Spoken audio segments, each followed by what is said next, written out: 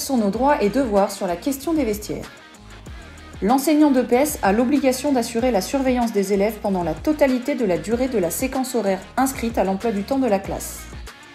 À ce titre, il est responsable de la sécurité des élèves pendant les déplacements pour se rendre sur les installations sportives ou en revenir, durant le temps passé par les élèves dans les vestiaires et pendant le cours d'EPS à proprement dit. Le passage par les vestiaires doit permettre aux élèves de revêtir la tenue adaptée à l'activité programmée et d'assurer un minimum de soins corporels après l'effort. Il faut être conscient que les vestiaires peuvent être le lieu de comportements agressifs, de harcèlement, voire de maltraitance. Les équipes d'enseignants d'EPS ont donc l'obligation de préciser, via le règlement intérieur de l'établissement, les règles d'utilisation des vestiaires, notamment concernant le temps passé, et la procédure qui sera mise en œuvre pour éviter toute dérive en cas de chahut d'élèves prenant du retard, etc. Et ainsi, assurer la sécurité des élèves.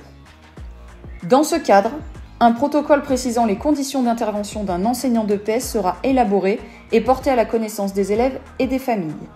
Il devra expliciter la durée pour chaque phase de changement de tenue, exemple 5 minutes, signifier en cas de problème de sécurité ou de délai dépassé pour changer de tenue le mode d'intervention de l'enseignant. Il s'annonce à haute voix en frappant sur la porte du vestiaire, indique qu'il ouvrira la porte dans les 10 secondes, ouvre la porte tout en restant à l'extérieur.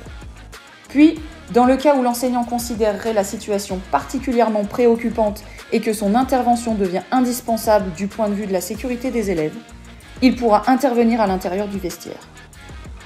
Si tu rencontres des cas particuliers dans ce domaine et que tu n'as pas la réponse à ta ou tes questions, surtout n'hésite pas à nous contacter en te rendant sur le site du SNEP ou en suivant le lien qui s'affiche.